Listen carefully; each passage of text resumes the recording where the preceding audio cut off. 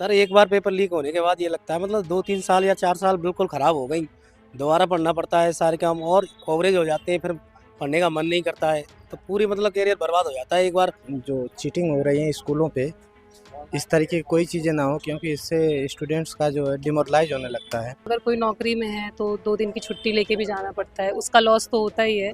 उसके बाद पता चला पेपर लीक हो गया, तो वो जो लॉस हुआ वो तो हुआ ही।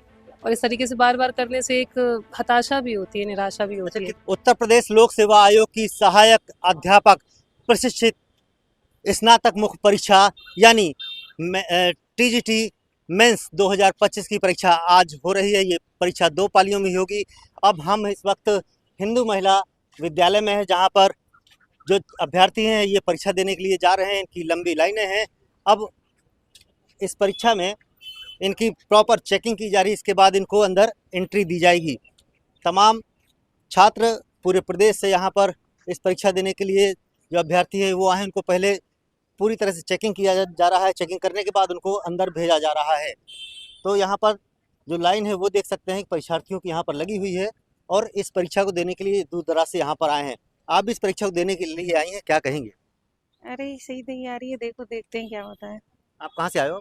हम अलीगढ़ से आए हैं। अलीगढ़ से आए हैं। इस परीक्षा को लेकर के सरकार ने शुचितापूर्ण और नकलविहीन परीक्षा कराने का दावा किया है। क्या सरकार से कहेंगे? अब पता चले आगे, जब रिजल्ट सही आएगा जब पता चलेगा ना। तो सरकार से क्या कहना चाहिए? अब बस रिजल्ट अच्छा है तो सही गए हैं।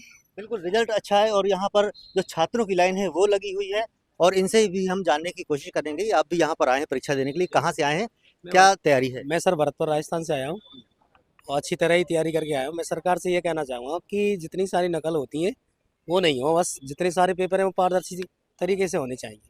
कितनी दिक्कत होती है अगर परीक्षा इस तरह से अगर परेशानी होती है या पेपर लीक होता है तो कितनी परेशानी छात्रों को होती है? सर एक बार पेपर लीक होने के बाद ये लगता है मतलब 2-3 साल या 4 साल बिल्कुल ख़राब हो गई।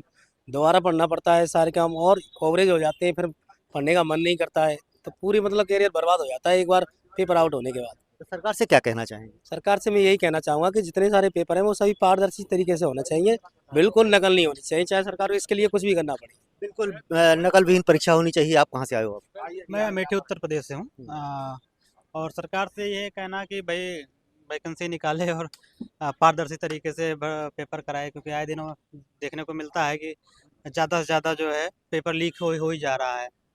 तो पेपर पारदर्शी तरीके से होना चाहिए। आ, और बस यही कहना है। बिल्कुल। आप यहाँ पर कहाँ से आए परीक्षा देने के लिए? मैं आजमगढ़ जिले से बिलोंग करता हूँ। सर मेरा सरकार से रिक्वेस्ट है कि जो चीटिंग हो रही है स्कूलों पे, इस तरीके की कोई चीज़ें ना हो, क्योंकि इससे स्टूडेंट्स का जो है डिमोरलाइज होने लगता है। और बाकी अब पेपर टफ बनेगा तो हम लोग और हार्ड वर्क करके दे सकते हैं, लेकिन जब चीटिंग होती है तो फिर देना मुश्किल होने लगता है। बिल्कुल, यहाँ पर आप देख सकते हैं कि जो परीक्षार्थी हैं उनकी लंबी लाइन लगी है, उनकी प्रॉपर चेकिंग की जा रही है।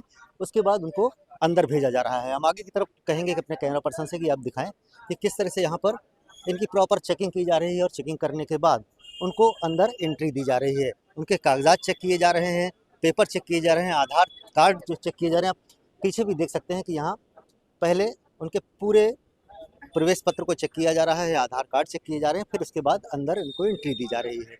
तमाम छात्र यहाँ पर इस परीक्षा को देने के लिए आए हैं और आप भी इस परीक्षा को देने के लिए आई हैं, क्या कहेंगे, क्या तैयारियाँ हैं?